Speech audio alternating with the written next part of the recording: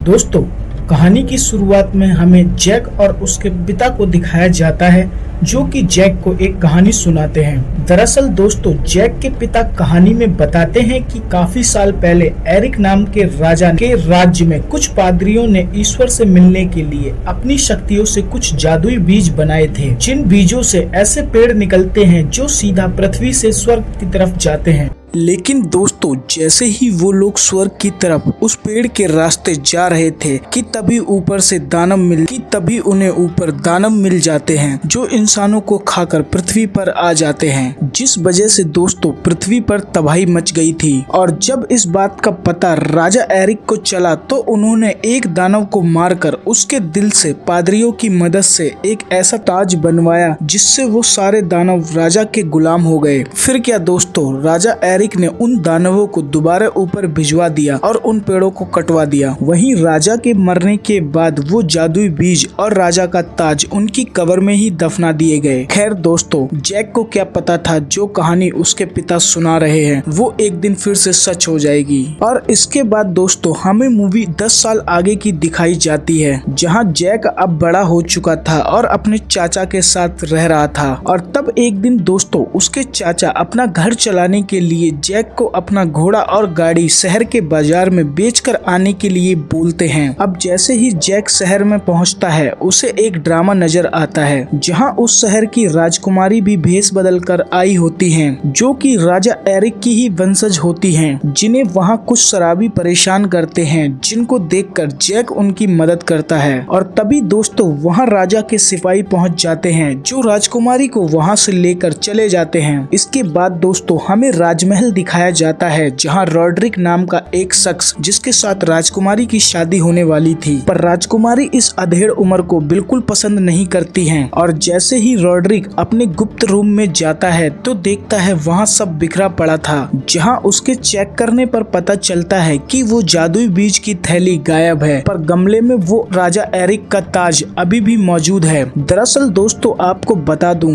Rodrick ये सब राजा Eric की कब्र से चुरा कर लाया था। और तब दोस्तों रॉड्रिक फौरन अपने सिपाहियों को आदेश देता है कि राजमहल के सारे दरवाजे बंद कर दिए जाएं, चोर बचकर जाना नहीं चाहिए। इधर दोस्तों जैक अपने घोड़े को लेकर इधर उधर घूम रहा होता है कि तभी उसे एक इंसान पीछे से आवाज देता है और कहता है कि वो उसका घोड़ा खरीदेगा। लेकिन वो इंसान पैसे के बदले जैक को कुछ जादुई बीज देता है और जैक से कहता है ये बीज बहुत ही कीमती हैं, पर ध्यान रहे कि ये बीज भीगने नहीं चाहिए। फिर वो इंसान जैक को एक पादरी का पता बताता है और बोलता है ये बीज तुम वहाँ दे देना, वो तुम्हें इसके बदले पैसे दे देंगे। फिर क्या दोस्तों, जैक उसकी बात मान जाता है। इसके बाद दोस्तों जैक अपने घर आता है, जहाँ उसके चाचा उसको बहुत डांटते हैं और कहते हैं कि वो आदमी तुम्हें पागल बनाकर चला गया, और गुस्से में वो बीज फेंक देते हैं। बेचारा जैक उन बीजों को उठाता है, लेकिन उनमें से एक बीज उसके घर के नीचे गिर जाता है। इधर दोस्तों राजकुमारी राजमहल से भाग जाती हैं क्योंकि वो रॉड्रिक से शादी नहीं करना चाहती। लेकिन दोस्तों तभी वहाँ घमासान बारिश होने लगती है, जिस वजह से राजकुमारी अनजाने में जैक के घर पनाह मांगने के लिए पहुँच जाती है, जहाँ जैक और राजकुमारी बातों में लग जाते हैं। पर इसी बीच बारिश का पानी उस बीज तक पहुँच गया जो घर के नीचे गिर गया था। फिर क्या दोस्तों, देखते ही देखते वो बीज विशाल होता जा रहा था, जो कि जैक के घर को अपनी शाखाओं में लपेटते हुए आसमान की ओर ले जा रहा था। जैक और राजकुमारी ये नजारा देखकर हैरान थे कि आखिर ये हो क्या रहा है। अब दोस्तों राजकुमारी उस पेड़ के साथ आसमान में पहुंच जाती है, जबकि जैक नीचे गिर जाता है। और तब अगली सुबह राजा वहां पहुंचते हैं, जहां एक विशालकाय पेड़ आसमान की तरफ जा रहा था। तब जैक राजा को सारी कहानी बताता है, जिसके बाद राजा फैसला करते हैं कि राजकुमारी को लेने उनका मंत्री और रॉड्रिक ऊपर जाएंगे, पर जैक भी उनसे ऊपर जाने के लिए बोलता है, जिस पर वो मान जाते हैं। अब राजा के सैनिक रॉड्रिक और जैक पेड़ पर चढ़कर ऊपर की तरफ जाने लगते हैं, पर दोस्तों रॉड्रिक के इरादे कुछ ठीक नहीं थे, इसलिए वो बीच में ही आधे सैनिकों को नीचे गिरा देता है। अब धीरे धीरे ये सब ऊपर पहुंच गए। ऊपर पहुंचते के साथ ही रॉड्रिक जैक को धमकाता है कि मुझे पता है कि वो बीज तुम्हारे पास हैं, चुपचाप वो जादुई बीज मुझे दे दो। तब दोस्तों जैक वो जादुई बीज रॉड्रिक को दे देता है, लेकिन उसमें से एक बीज छुपा कर वो अपने पास रख लेता है। इसके बाद वो वो सब निकल पड़ते हैं राजकुमारी को ढूंढने। पर रास्ते में उन्हें एक दानव मिलता है जो सिपाहियों को उठा ले जाता है, पर जैक उससे छुपकर उसका पीछा करने लगता है ताकि वो राजकुमारी तक पहुंच सके। इधर दोस्तों रॉड्रिक और उसके साथियों को दानव ने घेर लिया था, जहां एक दानव रॉड्रिक के साथी को खा जाता है। और अब वो जैसे ही रॉड्रिक को खाने वाला था कि तभी रॉड्रिक ने ताज निकाल लिया जो उसने राजा की कब्र से चुराया था, जिसे देखकर वो दानव उसका गुलाम हो जाता है। इसके बाद दोस्तों रॉड्रिक वहाँ सभी दानवों को उस ताज की मदद से अपना गुलाम बना लेता है और खुद उनका राजा बन जाता है। इधर राजकुमारी और मंत्री एक दानव के चंगुल में फंसे होते हैं कि तभी वहाँ जैक पहुँच जाता है, जहाँ वो दानव राजकुमारी को खाने ही वाला होता है कि तभी जैक चुपके से ऊपर चढ़कर उस दानव को मार देता है। उसके बाद ये तीनों वहाँ से जैसे तैसे भाग जाते हैं और उस पेड़ के पास पहुँचते हैं जहाँ से ये लोग ऊपर आए थे। लेकिन दोस्तों वहाँ एक दानव पहले से ही सो रहा था, पर जैक और मंत्री ने बड़ी चालाकी के साथ उसे वहाँ से नीचे गिरा देते हैं। नीचे उस दानव को देखकर राजा अपने सिपाहियों को आदेश देते हैं कि उस पेड़ को काट दिया जाए, क्योंकि राजा को लग रहा था कि वो दानव अब पृथ्वी पर आने वाले हैं। इधर ऊपर मंत्री जैक और राजकुमारी को नीचे जाने के लिए बोलता है और खुद वहाँ रहकर रॉड्रिक और दानवों को नीचे न आने से रोकेगा। और तब दोस्तों हमें यहाँ पता चलता है कि रॉड्रिक अब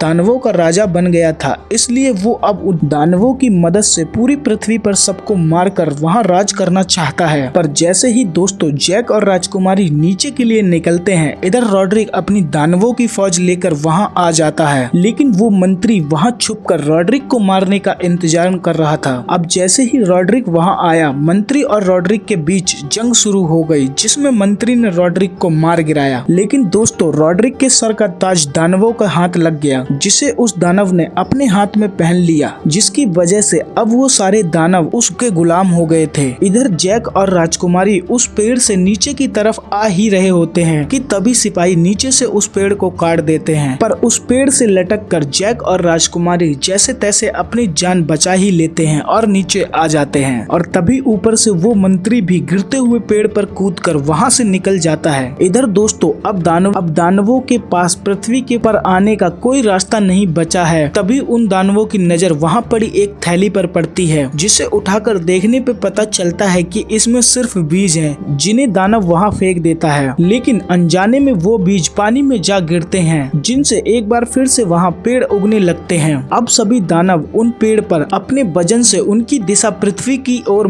कर देते हैं और नीचे आने लगते हैं। इधर दोस्तों राजकुमारी को जैक राजा को सौंप देता है, जिस पर राजा जैक का शुक्रिया अदा करते हैं। और तब जैक अपने घर की ओर आ रहा होता है कि उसे ऊपर से वो पेड़ आते हुए दिखाई देते हैं। जैक तुरंत समझ जाता है। तब वो बिना कोई देरी किए वहाँ से चिल्लाते हुए राजा की तरफ निकल जाता है और राजा को चिल्लाकर बता देता है कि दानव आ रहे हैं। लेकिन तब तक दानव वहाँ आ चुके होते हैं और सबको मारना शुरू कर देते हैं। जैसे तैसे किसी तरह से राजा वहाँ से महल में पहुँच जाते हैं, पर जैक अभी भी पीछे रह जाता है। जैसे ही राजा के सिपाही महल के दरवाजे बंद कर रहे थे कि जैक आखिरी मौके पर वहाँ पहुँच ही जाता है। इधर दानव भी दरवाजे पर लटक जाते हैं, जिसके बाद सिपाहियों और दानवों के बीच घमासान युद्ध शुरू हो जाता है। और तब दोस्तों राजा को एहसास होता है कि वो दानवों को नहीं रोक पाएंगे, इसलिए वो राजकुमारी और जैक को खुफिया रास्ते के जरिए वहाँ से दूसरे राज्यों को बताने के लिए भेज देता है। तब राजकुमारी और जैक उस खुफिया रास्ते से जा ही रहे होते हैं, तभी जमीन के नीचे से एक दानव निकल आता है। फिर क्या दोस्तों ये दोनों वहाँ से भागने की कोशिश करते हैं, पर वो दानव राजकुमारी और जैक को पकड़ लेता है। अब जैसे ही वो दानव जैक को खाने वाला होता है, जैक वो जादुई बीज जो कि उसने अपने पास बचा कर रखे थे वो दानव के मुंह में डाल देता है, जिससे उस दानव के अंदर वो पेड़ निकलना शुरू हो जाता है, जिसकी वजह से उस दानव के चीथड़े उड़ जाते हैं। तब जैक की नजर उस पड़े हुए दानव के हाथ पर पड़ती है, जिसमें उस ताज को पहन रखा था। इधर राजमहल में सिपाही पूरी तरह से हारने की कगार पे थे और वो दानव अंदर आ चुके थे कि पीछे से जैक उस ताज को पहनकर आ जाता है, जिसके बाद वो सारे दानव अपने आप को जैक के हवाले कर देते हैं। तो दोस्तों हमारी आज की कहानी कुछ इस तरह से थी। आप लोगों को कैसी लगी हमें नीचे कमेंट सेक्शन में जरूर बताइए। मिलते हैं फिर किसी नई वीडियो के साथ, तब तक के लिए bye bye, take care and thanks for watching.